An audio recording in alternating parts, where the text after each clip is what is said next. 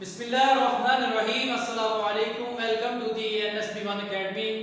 Students, आज का जो हमारा टॉपिक है वो बहुत इंटरेस्टिंग टॉपिक है फंक्शन के ऊपर। तो उसमें हम फंक्शन की डेफिनेशन देखेंगे, फंक्शन की टाइप्स को डिस्कस करेंगे, फंक्शन में जो जो भी आएगा, डोमेन आएगी, रेंज आएगी, जो जो डोमेन को बोलते हैं, जो जो रेंज को बोलते हैं वो डिस्कस करेंगे, टाइप्स को डिस्कस करेंगे। उसके बाद फंक्शन को ग्राफिकली देखेंगे और फंक्शन को थ्योरेटिकली भी देखेंगे किस तरह सॉल्व करते हैं। तो इस लेक्चर को स्टार्ट करने से पहले जो स्टूडेंट्स मेरे चैनल पे नए हैं वो मेरे चैनल को सब्सक्राइब करें और बेल नोटिफिकेशन को प्रेस कर दें, ताकि जब भी मैं कोई वीडियो अपलोड करूँ, कोई लेक्चर अपलोड करूँ, सबसे पहले आपके पास नोटिफिकेशन आ जाए। तो चलते हैं, लेक्चर स्टार्ट करते हैं। सबसे पहले मैं फंक्शन की डेफिनेशन को क्लियर करता हूँ। फंक्शन की डेफिनेशन है let a and b to non empty set such that. Function की डेफिनेशन में 3 पार्ट्स हैं। अगर ये 3 जो कंडीशंस हैं ये किसी में भी हैं तो वो उसका फंक्शन होगा। देखते हैं, सबसे पहले कंडीशन में वो कह रहा है f is a relation of a cross b। यहाँ पे लफ्ज आया रिलेशन का। मैं यहाँ पे सबसेट भी लिख सकता था, मैं लिख सकता था f is subset of a cross b। मैंने रिलेशन इसलिए लिखा ताकि रिलेशन की भी डेफिनेशन आपको क्लियर करता चलूं। तो इसमें a क्रॉस b जो है वो क्या है? a क्रॉस b है कार्टेशियन प्रोडक्ट। कार्टेशियन प्रोडक्ट में क्या है? 2 नॉन एम्प्टी सेट्स हैं a एंड b, और उसका जब क्रॉस करते हैं, उसको मल्टीप्लाई करते हैं, तो जब उसको ऑर्डर पेयर की फॉर्म में शो करते हैं तो वो क्या होता है? Cartesian product. तो ये मैंने सेट a लिया, ये सेट b लिया, a क्रॉस b करवाया, a को सभी के साथ, b को सभी के साथ करवाया, ये आ गया मेरा कार्टेशियन प्रोडक्ट। तो इसमें स्टूडेंट्स ये हमारा कार्टेशियन प्रोडक्ट हो गया। अब हमने क्लियर करना है रिलेशन की डेफिनेशन। रिलेशन क्या होता है? रिलेशन की डेफिनेशन ये है, जब हम a क्रॉस b से यानी कि कार्टेशियन प्रोडक्ट से कोई सबसेट उठा लें, मैं सबसेट उठा लेता हूं, अभी मैं नाम नहीं देता इसको, मैं कोई सबसेट उठा लेता हूं a1 और यहां से मैं उठा लेता हूं b3 उठा लेता हूं जो कि यहाँ पे है। b3 उठाया, a1 उठाया मैंने, और एक मैं उठा लेता हूँ c2 उठा लेता हूँ जो कि यहाँ पड़ा हुआ है, एक मैं और उठा लेता हूँ d4। इसमें स्टूडेंट्स मैंने रैंडमली कोई भी आप उठा सकते हैं, आप 1 ले सकते हैं, 2 ले सकते हैं, 3 ले सकते हैं, आपकी मर्जी, आप जितने चाहे ले सकते हैं। तो ये जो है ये सबसेट है a क्रॉस b का। तो रिलेशन की डेफिनेशन भी यही है कि a क्रॉस b का जो सबसेट होता है वो हमारे पास क्या होता है? रिलेशन होता है। तो रिलेशन की डेफिनेशन हमने क्लियर कर ली। तो इसका मतलब कह रहा है कि f is relation of a cross b। a cross जो b है, f जो भी हमने फंक्शन लेना है, फंक्शन को इस तरह शो करते हैं, मैं वही सेट लेता हूं a b c और d, यहां पे लेता हूं सेट b। ये सेट हमारे पास a है, ये सेट हमारे पास b है, यहाँ पे लिख लेता हूँ 1 2 3 एंड 4। तो यहाँ मैं शो करवा देता हूँ कि ये हमारे पास भी फंक्शन है। तो इसमें मैंने जो दिया है वो इस तरह बनेगा, इसको 1 के साथ, a को, b को 3 के साथ, c को 2 के साथ, d को 4 के साथ। अभी ये सारा कुछ सीखते हैं। तो फर्स्ट ऑफ ऑल जो है f is a relation of a cross b और f is a subset of a cross b। इसका मतलब जो भी हमारे पास ये फंक्शन है, ये जो है ये फंक्शन भी है। मैंने इसलिए ये चूज किए हैं ताकि मेरा फंक्शन बन सके। मैंने ये आपको समझाने के लिए पहले ही उसका जो सबसेट है, ये आप अगर इसको शो करें ना ऑर्डर पे की फॉर्म में, तो वो इस तरह आएगा ये फंक्शन जो है। क्लियर है? तो ये फर्स्ट पॉइंट उम्मीद करता हूँ क्लियर हो गया होगा। f इज ए रिलेशन और f इज ए सबसेट। आप यहाँ पे सबसेट भी यूज कर सकते हैं। क्लियर है? तो नंबर 2 पे आ गया domain f is equal to a। अभी हमने क्लियर करना है कि डोमेन क्या है और रेंज क्या होती है। स्टूडेंट्स ये देखिएगा, जो फर्स्ट वाला सेट होता है हमारा, ये हमारी होती है डोमेन। क्या होती है? ये हमारा होता है डोमेन, और जिसके ऊपर ये फंक्शन अप्लाई कर रहे हैं वो होती है हमारी रेंज। इसको डोमेन बोलते हैं, इसको रेंज बोलते हैं, इसको कोडोमेन भी बोलते हैं, रेंज को कोडोमेन भी बोलते हैं, इसको प्री इमेज भी बोलते हैं, कि जो 1 है वो प्री इमेज है किसका, ए का, 2 जो है वो प्री इमेज है सी का, 3 जो है वो बी का प्री इमेज है। इसका मतलब रेंज जो है वो होती है, उसको प्री इमेज भी बोला जाता है, उसको कोडोमेन भी बोला जाता है, और जो फर्स्ट वाला है वो होता है हमारे पास डोमेन। तो अभी ये क्लियर हो जाएगा, domain of f is equal to A. तो इसमें ये देखिएगा इसका क्या मतलब होगा, वो ये कहना चाह रहा है कि जब आप फंक्शन की डोमेन लें तो ये जो फर्स्ट वाली एंट्रीज होती हैं, ये फर्स्ट वाले मैट्रिक्स जो सेट है उसको शो कर रहा होता है, और जो सेकंड ये सेट ए को बिलोंग कर रही हैं, ये वाली एंट्रीज ए और ये ए सभी ऊपर में शो कर दिया, और ये बी को शो करती हैं, सेकंड वाली जो है बी और बी। तो इसमें क्या होगा कि जो ये हमारा फंक्शन भी है, ये हमारा फंक्शन है, अगर मैं इसको ऑर्डर की फॉर्म में लिखूं तो वो इस तरह लिखा जाएगा। तो अभी मैं इस फंक्शन की जो हमारी डोमेन होगी, जो फर्स्ट वाली एंट्रीज होती हैं वो डोमेन होती है, तो मैं डोमेन लेता हूं, डोमेन ऑफ एफ, ये जो है एफ भी हमारा क्लियर है। तो इसमें डोमेन ऑफ एफ जो है वो आएगी, ये स्टूडेंट्स देखिएगा, ए बी सी और डी, ए बी सी और डी। मैंने इस फंक्शन की डोमेन ली, ये हमारे पास फंक्शन लिया है, मैंने ये वाले फंक्शन की फर्स्ट सेकंड थर्ड और सी और D, A B C D मैंने लिया, वो इक्वल आ गया सेट ए के, क्लियर है, ये सेट ए के इक्वल है। तो हमने यही शो करवाना है कि डोमेन ऑफ एफ जो है वो इज इक्वल टू ए होनी चाहिए। अब ये देखिएगा स्टूडेंट्स, मैं यहां से ये सी वाली लाइन को रेज करता हूं,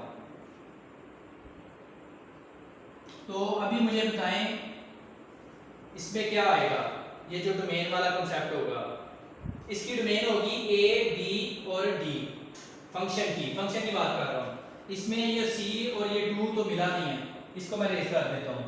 अब इसकी ये जो फंक्शन है, अब ये हमारे पास ये देखिएगा ए बी और सी और डी, तो इसमें अगर मैं इसकी डोमेन निकालना चाहूँ तो वो आएगी ए बी और डी। तो जब ये इक्वल नहीं आएगी तो वो हमारे पास फंक्शन ही नहीं होगा। जब मैं यहाँ से कोई फर्स्ट वाले से कोई एंट्री छोड़ दूंगा ना तो वो हमारे पास फंक्शन नहीं रहेगा। तो यही उसकी प्रॉपर्टी है। तो वो बताना बेसिकली यही चाह रहा था कि आपने यहाँ से कोई एंट्री छोड़नी नहीं है। तो अब चलते हैं थर्ड पॉइंट पे।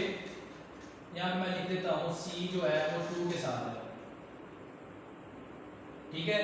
तो अभी ये आपको क्लियर हो गया होगा कि हमने जो हमारे पास सेट ए होगा, जो फर्स्ट वाला सेट होगा, उसकी हमने कोई एंट्री भी छोड़नी नहीं है।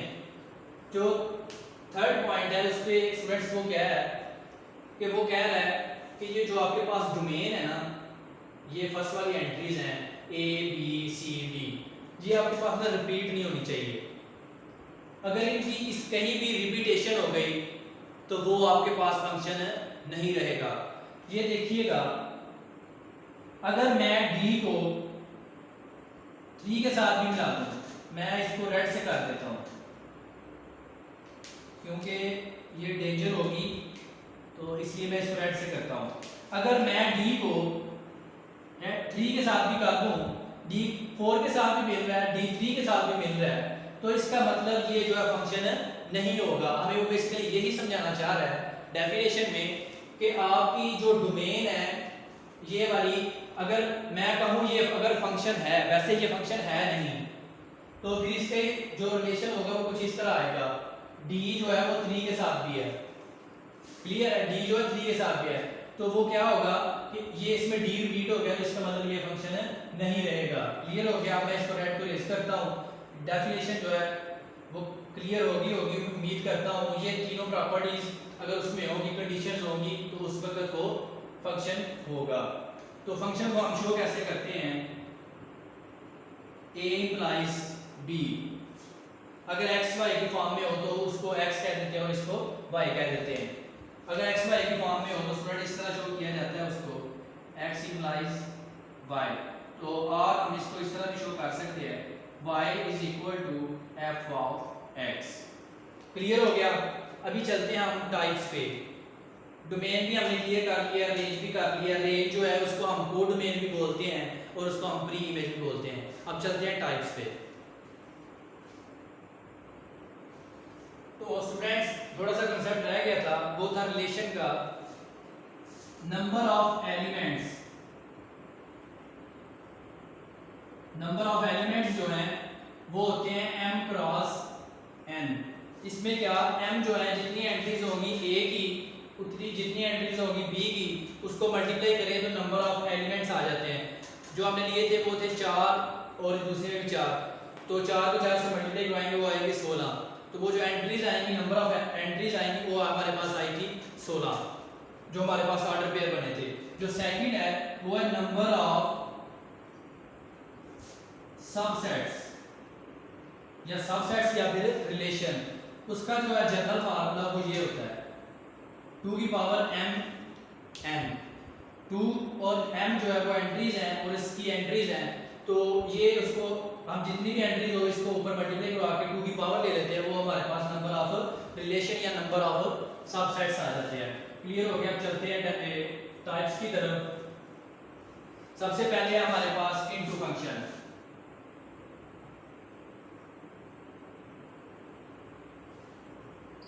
तो स्टूडेंट्स इनटू फंक्शन में मैं आपको एग्जांपल से कहूँ। इनटू फंक्शन जो है ना, मैं सबसे पहले इसकी डायग्राम बनाता हूँ। ये देखिएगा 1 2 3 C D E F, ये हमारे पास A है, ये हमारे पास B है और ये फंक्शन हमने शो करवा दिया इसको। तो ये देखिएगा जो इसमें होगी, इसको मैं मिला देता हूँ पहले ताकि समझने के लिए आसानी हो। क्लियर हो गया?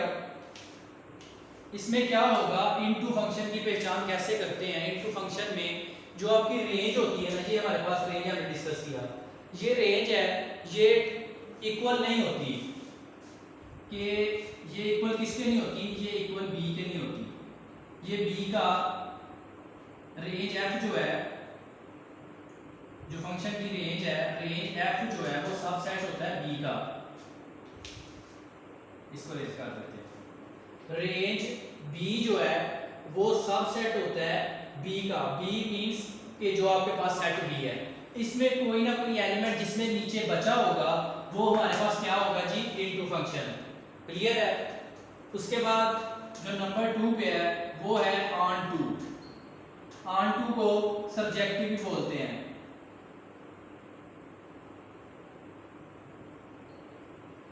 सब्जेक्टिव फंक्शन में क्या होगा, वो भी कुछ इसी से मिलता जुलता है।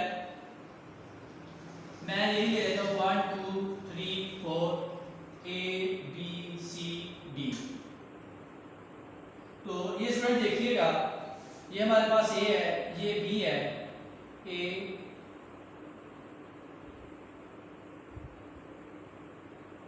क्लियर है? तो इसमें इसकी जो ऑन टू की डेफिनेशन हम करते हैं उसको हम बताते हैं कि जी जो रेंज ऑफ f होती है, जो फंक्शन की रेंज होती है वो इक्वल होती है सेट b के।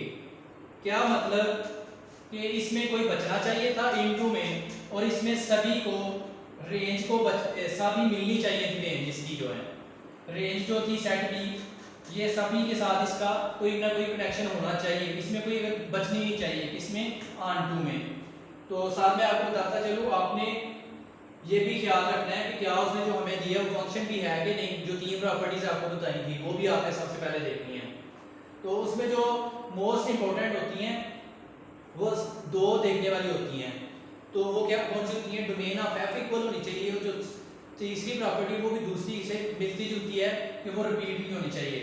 तो ये देखिए सभी की, इसमें कोई नहीं बचना चाहिए। अगर इसमें कोई बच गया डोमेन में तो वो तो फंक्शन ही रहेगा, ठीक है, फंक्शन नहीं रहेगा। क्लियर हो गया? तो ऑन टू में क्या होना चाहिए, ऑन टू और सब्जेक्टिव में रेंज f जो है वो इक्वल होनी चाहिए b के। इसका मतलब ये जो रेंज है वो सभी के साथ, इसमें कोई भी रिमेनिंग बचना नहीं चाहिए। क्लियर है? अब स्टूडेंट मैं आपसे एक सवाल पूछता हूँ, आपने मुझे बताना है। मैं फंक्शन यहाँ पे लिखता हूँ 7 8 9 और C D E F। इसको आप इससे मिला लें। ये मेरे पास ए है, ये मेरे पास बी है, और हमने इसको फंक्शन शो करवा दिया, तो ये फंक्शन है। अब आप मुझे बताएं कि क्या ये ऑन टू फंक्शन है। सोच के आप देखिएगा, ये देखिए इसमें जो ई है वो रिमेनिंग बच गया है, तो इसका मतलब ये फंक्शन ऑन टू फंक्शन नहीं है। हमने ऑन टू में पढ़ा उसकी रेंज जो है, रेंज ऑफ एफ जो है वो किसके इक्वल होनी चाहिए, ये वाले सेट बी के इक्वल होनी चाहिए। तो मगर यहाँ पे तो ई नहीं है, तो इसका कुछ इस तरह का बनेगा, वो आएगा 7c और 8d और 9f। तो अभी इसकी रेंज क्या होगी, सी डी एफ। तो इसकी रेंज हमारे पास आई है, रेंज ऑफ एफ आई है जी इक्वल सी डी और एफ, ठीक है, एफ आई है। तो इसमें ये देखें जो हमारे पास बी था वो किसके इक्वल था जी, सी डी ई और एफ। तो इसमें देखें ई नहीं आ रहा, क्लियर है, उम्मीद करता हूँ कि आपको क्लियर हो रहा होगा। चलते हैं नेक्स्ट पे। स्टूडेंट्स नेक्स्ट जो हमारे पास फंक्शन है वो है इंजेक्टिव फंक्शन। तो इसमें इंजेक्टिव फंक्शन जो है वो इंजेक्ट से निकला है, इंजेक्शन से। तो ये देखिएगा इंजेक्टिव फंक्शन को हम इनटू फंक्शन और एंड वन वन फंक्शन भी बोलते हैं। वन वन को डिस्कस करते हैं, वन वन क्या है। वन वन कॉरेस्पॉन्डेंस इसमें ये होता है फंक्शन में कि एक एंट्री जो है वो ए के साथ ही मिलनी चाहिए। एक एंट्री इस तरह हो कि कोई एंट्री हो वो वन वन ऐसे हो कि एक एक के साथ ही मिल रहा हो, वो हमारे पास होता है फंक्शन है, वन वन फंक्शन होता है, क्लियर है। तो अभी देखते हैं इंजेक्टिव में। इंजेक्टिव फंक्शन में क्या होगा, ये मैं ड्रा कर लेता हूँ, ये हमारे पास ए है, ये हमारे पास बी है, ये फंक्शन है, फंक्शन जो करवा दिया मैंने इसको, यहाँ पे ले लेता हूँ 1 2 3 4 और 6 ले लेता हूँ, 6 7 8 9 और 10। तो इसमें स्टूडेंट देखिएगा उसने कहा है कि इंजेक्टिव फंक्शन कौन सा होगा, इनटू एंड वन वन। तो वन वन तो हमें क्लियर है कि हमने वन वन एक एक के साथ उसको मिलाना है, एक एक के साथ मिलाना है, साथ में लिखिए इनटू होना चाहिए। तो इनटू हमने पढ़ा है कि ये जो है इसको हम इस तरह भी शो कर सकते हैं। अगर आपको ये समझने में मुश्किल हो रही है तो आप ऐसे कर लें कि जो रेंज f है does not equal to b, क्या मतलब कोई ना कोई उसमें बच गया होगा। तो इसका मतलब इनटू में क्या है, हमने ये सभी इसके साथ नहीं मिलाने। तो उसके लिए क्या होगा, मैं इस तरह मिला लेता हूं और ये क्लियर हो गया। ये अब इनटू फंक्शन भी है क्योंकि उसके नीचे एक बच गई है एंट्री, और ये वन वन भी है और हमने उसको वन वन के साथ वन वन कॉरेस्पॉन्डेंट के लिहाज से उसको मिला दिया है, क्लियर हो गया। अब आपको मुझे ये बताना है 1 2 3 4 6 7 8 9। अब स्टूडेंट आप मुझे ये बताएं कि क्या ये फंक्शन जो है इंजेक्टिव फंक्शन है। ये इंजेक्टिव फंक्शन नहीं है, क्यों नहीं है, उसने हमें ये कहा है कि इंजेक्टिव में इनटू होता है, तो ये तो इनटू फंक्शन नहीं है, तो इसलिए ये जो है इंजेक्टिव फंक्शन नहीं है। अब चलते हैं नेक्स्ट फंक्शन पे, वो हमारे पास होता है बाइजेक्टिव। बाइजेक्टिव फंक्शन को हम ऑनटू एंड वन वन बोलते हैं। सिंपल है, इसकी तो आपको समझ लग चुकी होगी। ये वाली जो चीज मैंने लिख दी है वो हमने ऊपर भी डिस्कस की थी। यहाँ पे आता था इनटू, यहाँ पे आया वन ऑन टू, सॉरी यहाँ पे आया ऑन टू। तो इसको मैं ड्रा करता हूँ ए बी सी डी 1 2 3 4, ये एफ है, ये ए सेट है, ये हमारे पास बी है। तो इसमें स्टूडेंट देखिएगा क्या कह रहा है कि ऑन टू में हमने देखा रेंज एफ जो है इक्वल होनी चाहिए बी के। तो इसकी जो रेंज है वो सभी के साथ मिल रही है, रेंज में कोई रिमेनिंग नहीं बच रहा, तो इसलिए ये वन वन भी है और ऑन टू भी है, तो इसलिए ये जो फंक्शन है वो क्या होगा, बाइजेक्टिव होगा। इसी तरह कोई भी रिमेनिंग बचेगा, अगर मैं इस एग्जांपल को यहाँ पे रखूँ तो यहाँ मैं क्रॉस कर दूंगा उसको, क्योंकि बाइजेक्टिव में वो कह रहा है कि वो ऑन टू होना चाहिए। ऑन टू में हमने देखा रेंज जो है इसमें रिमेनिंग कोई भी नहीं बचना चाहिए और साथ में वन वन होना चाहिए। अभी चलते हैं हम नेक्स्ट, इसकी जो टाइप्स हैं उसमें हम डिस्कस करेंगे सेट बिल्डर रोटेशन जो है, सेट जो फंक्शन को सेट बिल्डर में कैसे एक्सप्रेस करते हैं, लीनियर फंक्शन सभी को देखते हैं। स्टूडेंट मैंने लिख लिया है, टाइम काफ़ी ज़्यादा हो रहा है, अभी जल्दी करना पड़ेगा। Set builder notation for function, ये फंक्शन है हमारे पास। मैंने इसकी डोमेन लिखी 1 2 3 4 आई, रेंज लिखी 1 4 9 और 16 है। तो ये देखें जो x है उसमें x की वैल्यू 1 है, और जब उसको पुट करता हूँ मैं 1 तो वो x का स्क्वायर आ गया 1, y की वैल्यू इज इक्वल टू 1 है। जब x की वैल्यू मैं 2 पुट करता हूँ तो वो मेरे पास y की वैल्यू क्या बन के आ रही है 4। इसी तरह जब x की वैल्यू 3 पुट करता हूँ y की वैल्यू बन के आ रही है 9। तो इसी तरह सभी फंक्शन को शो किया जाता है। Set builder notation for function, तो इसमें इस तरह का बन रहा था, मैंने वो बना दिया। अभी चलते हैं लीनियर पे। लीनियर फंक्शन क्या होता है? लीनियर फंक्शन, तो स्टूडेंट इसमें देखिएगा, अभी थोड़ी सी राइटिंग गंदी हो रही है क्योंकि टाइम काफी ज्यादा हो लेक्चर का। देखिएगा लीनियर फंक्शन जो होता है वो इज इक्वल टू होता है mx प्लस c। ये जो इक्वेशन होती है ये एक लाइन की इक्वेशन होती है, तो इसलिए इसको हम लीनियर फंक्शन बोलते हैं। y is equal to mx plus c, ये हो गया हमारे पास जी लीनियर फंक्शन। लीनियर फंक्शन जो होता है, लीनियर लाइन भी सीधी होती है, लीनियर होती है, तो ये जो फंक्शन होता है इस तरह का वो हमारे पास होता है लीनियर फंक्शन। नेक्स्ट पे है क्वाड्रेटिक फंक्शन। क्वाड्रेटिक फंक्शन में क्या होता है कि वो कुछ इस तरह का होता है, ये उसकी जो इक्वेशन होती है, उसकी जो इक्वेशन होती है वो क्वाड्रेटिक इक्वेशन होती है, तो उसको क्वाड्रेटिक फंक्शन हम बोल देते हैं। इस तरह का जो फंक्शन होगा वो हमारे पास क्या होगा? Quadratic function. नेक्स्ट जो है वो हमारे पास है इनवर्स ऑफ फंक्शन, ये इंपॉर्टेंट है, तो इसमें इसको भी रेज कर रहा हूं मैं। जो है ना इनवर्स ऑफ फंक्शन, ये बहुत इंपॉर्टेंट है, इसको मैं स्लो करवाऊंगा, ध्यान से समझिएगा। इनवर्स फंक्शन में जो इनवर्स फंक्शन होता है उसमें जब जो हमारी डोमेन होती है ना, इनवर्स फाइंड कर रहे होते हैं, जो हमारी डोमेन होती है वो कन्वर्ट हो जाती है रेंज में, जो रेंज होती है वो डोमेन पे आ जाती है। तो ये देखिएगा इनवर्स फंक्शन के लिए मैं पहले आपको सेट्स की फॉर्म में 1 2 छोटे 3 कर लेते हैं। तो इसमें ये फंक्शन है, इसको कर लेते हैं c d और e, तो इस तरह ये मिल रहे हैं जी। ये फंक्शन है हमारे पास, ये a है और ये b है। तो जब हम इसका इनवर्स फाइंड करते हैं तो वो हमारे पास इस तरह आ जाता है f इनवर्स, ये जो है c d और e इस तरफ आ जाता है, तो ये हमारे पास बन जाता है 1 2 और 3। तो इसी तरह हम इसको मिला देते हैं। तो अभी तो मैंने ये एक ऐसा फंक्शन दिया था जब जो इसका इनवर्स जो है वो भी फंक्शन आया। ये आपने बात याद रखनी है, कुछ फंक्शन ऐसे होंगे, उसकी मैं एग्जांपल ले लेता हूँ, फिर करते हैं उसको। तो स्टूडेंट मैंने ये एग्जांपल लिया है 1 2 3 और 1 a से मिल रहा है और ये हमारे पास फंक्शन है। तो इसमें ये देखिएगा जब इसका मैं इनवर्स फाइंड करना चाहूँगा तो मैंने आपको बताया रेंज जो है वो डोमेन में चेंज हो जाती है। ये अब हमारे पास डोमेन है इनवर्स फंक्शन में, ये डोमेन है और ये रेंज है।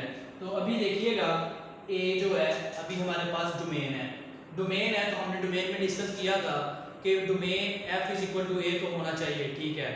तो फर्स्ट ऑफ ऑल ये जो है ये दो कंडीशन है, b जो है दोनों कंडीशनें जो है फंक्शन की वो होल्ड नहीं कर रहा, दो नीचे वाली, ये जो b है वो तो मिला नहीं, इसलिए ये b डोमेन में नहीं आएगा, डोमेन ff में। सेकंड कंडीशन इसने होल्ड नहीं की। थर्ड कंडीशन जो थी वो हमने कहा था कि ये जो है एक परफेक्ट इमेज होनी चाहिए, इसकी दो इमेजेस नहीं होनी चाहिए। किसमें? ये वाला जो डोमेन होगा उसकी सिर्फ एक इमेज होनी चाहिए रेंज के साथ। तो a जो है अभी वो 2 बना रहा है, तो इसलिए मैंने आपको बताया कि फंक्शन का जरूरी नहीं कि हम उसका इनवर्स लें वो भी फंक्शन हो। आपने ये बात याद रखनी है कि अगर किसी फंक्शन का इनवर्स लें तो वो फंक्शन हो भी सकता है और फंक्शन नहीं हो सकता। ये लिया वो फंक्शन, इसका इनवर्स लिया वो फंक्शन बन गया, इसका लिया इनवर्स वो फंक्शन नहीं बना। और साथ में आपने ये भी एक ऐड कर ले, वो मुझे रिलेशन वाली जगह पे बतानी चाहिए था। एवरी रिलेशन नोट कर ले, every relation is a function, sorry उल्ट हो गया, ये नोट करें, एवरी फंक्शन जो है इज ए रिलेशन। और जो सेकंड पॉइंट है वो ये लिखें, एवरी रिलेशन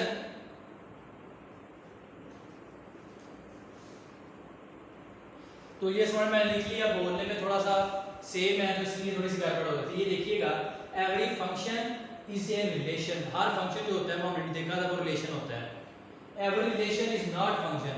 जो जरूरी नहीं कि हम रिलेशन कोई भी, हमने तो वो मैंने चूज किया था उसके हिसाब से, तो आप कुछ जनरल चूज करें तो आप उसको सेट में लिख के बनाएं उसका फंक्शन, वो हो सकता है फंक्शन ना बन रहा हो, इसलिए ये मैंने आपको बताना जरूरी समझा, ये भी एमसीक्यूज बन जाता है। तो अभी चलते हैं आइडेंटिटी फंक्शन। आइडेंटिटी फंक्शन में ये होता है स्टूडेंट्स कि इक्वल टू एक्स की आ रहा होता है, ये इसकी जो फॉर्म बनेगी वो इस तरह की बनेगी 1 2 3 4 और इस तरह ही 1 2 3 एंड 4 कि सेम एंट्रीज होती हैं उसकी। ठीक है, कि अगर ये 1 1 1 2 3 4 है और उसमें भी 1 2 3 4 होता है, ये कौन सा फंक्शन होता है? आइडेंटिटी फंक्शन होता है। तो अभी ये इनवर्स फंक्शन का आप ये टॉपिक देखिए कि अगर ये इस तरह सेट बिल्डर में हो mx plus c, set builder में इनवर्स कैसे फाइंड होता है? इसमें क्या होगा, y की जगह पे, क्योंकि इंटरचेंज हो रही थी रेंज और डोमेन, तो इसमें क्या आएगा, y की जगह पे x आ जाएगा और यहाँ पे x की जगह पे y आ जाएगा और ऐसे ही रहेगा। तो ये क्या है, ये इनवर्स है और ये f है। क्लियर है? इस तरह कर ले y और x। क्लियर है? तो ये हो गया। तो अभी रेस करते हैं, नेक्स्ट जो है वो है कांस्टेंट फंक्शन। मेरे पास कांस्टेंट फंक्शन को भी डिस्कस करते हैं। तो उसके बाद ऑलमोस्ट हम चलते हैं ग्राफिकली किस तरह एक्सप्लेन किया जाता है ग्राफ्स को, वो भी देखते हैं। तो ये स्टूडेंट देखिएगा, कांस्टेंट फंक्शन, कांस्टेंट फंक्शन में क्या होगा, मैं आपको एग्जांपल से करवाता हूँ। 1 2 3 एंड 4 a b c और d, ये हमारे पास ये फंक्शन है। तो ये हमारे पास a है, ये हमारे पास b है। कांस्टेंट फंक्शन ऐसा फंक्शन होता है कि सभी जो है a के दोस्त बन जाते हैं। a जो है ज़्यादा खूबसूरत है तो इसलिए सभी उसके दोस्त बन जाते हैं, ये थोड़े से नहीं खूबसूरत तो इसलिए कोई भी इनका दोस्त नहीं बनता।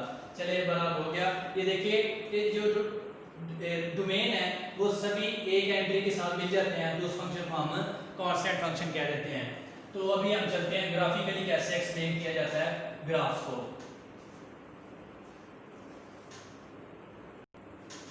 तो स्टूडेंट ग्राफिकली फंक्शन में हम देखते हैं, हमने ये हमारे पास ग्राफ अगर गिवन है तो ये 4 ग्राफ मैंने लिए हैं, तो इसमें देखना है कि कौन सा ग्राफ ऐसा ग्राफ है जो कि फंक्शन है।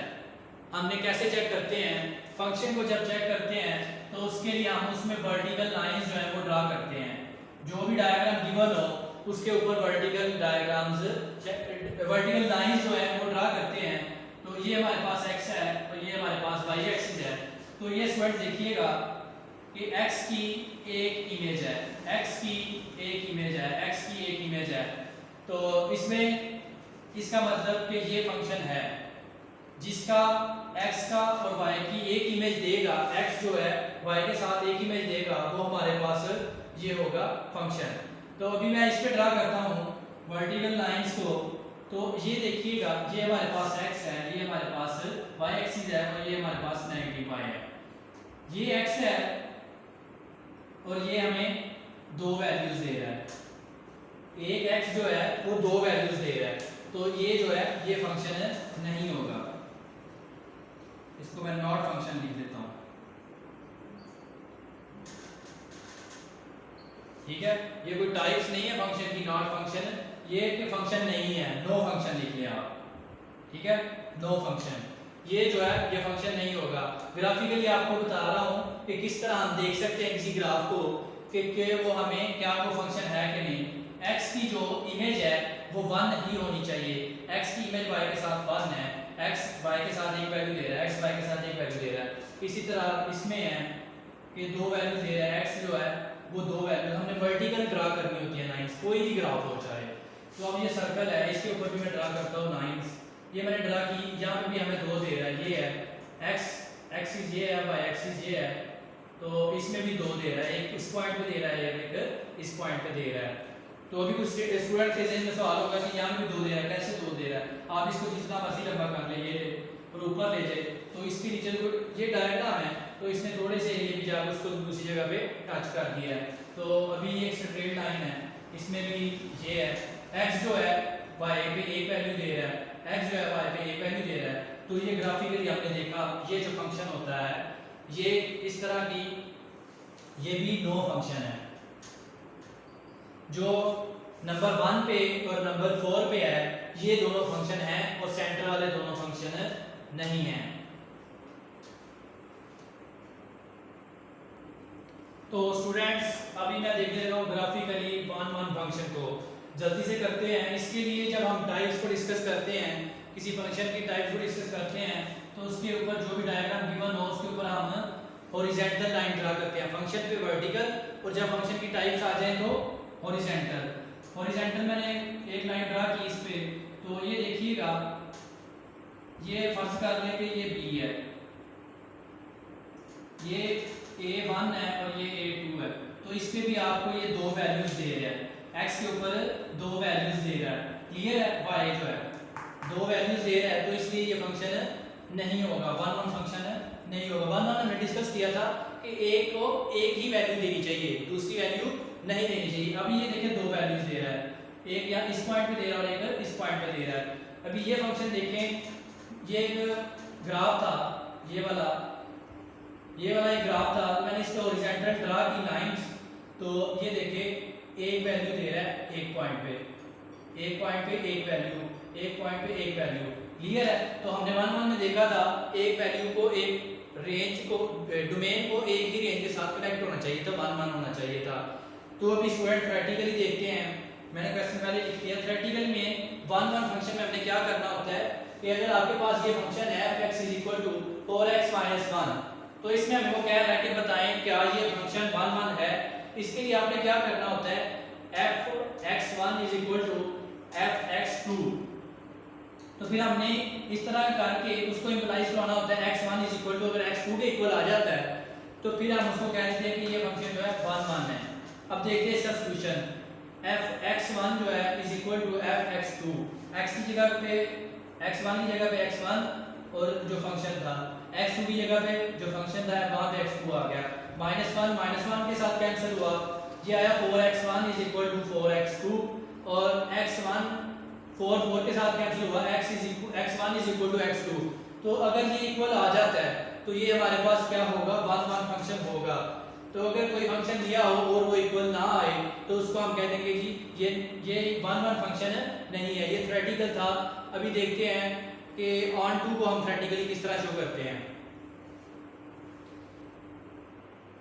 अभी स्टूडेंट्स ऑन टू को हम थ्योरेटिकली देखते हैं कि अगर आपके पास कोई फंक्शन गिवन है तो वो पूछ रहा हो कि ऑन टू फंक्शन है कि नहीं, उसके लिए सबसे पहले आपने इसको y के इक्विवेलेंट करना है, y = f(x), तो f(x) की जगह पे y आ जाएगा और इस वाली जगह से जब आप y पुट करेंगे तो यहाँ से आप x की वैल्यू फाइंड करना चाहिए, वैल्यू आपने फाइंड करनी है, फिर उस वैल्यू को आपने फंक्शन में पुट करना है और जो फंक्शन होगा उसकी जगह पे रखना है। देखिएगा ये आया 4, ये -1 इधर आके प्लस हुआ, 4x, ये 4 इधर आके डिवाइड हो गया और x = दिस आ गया। अब हमारे पास आ चुकी है x की वैल्यू।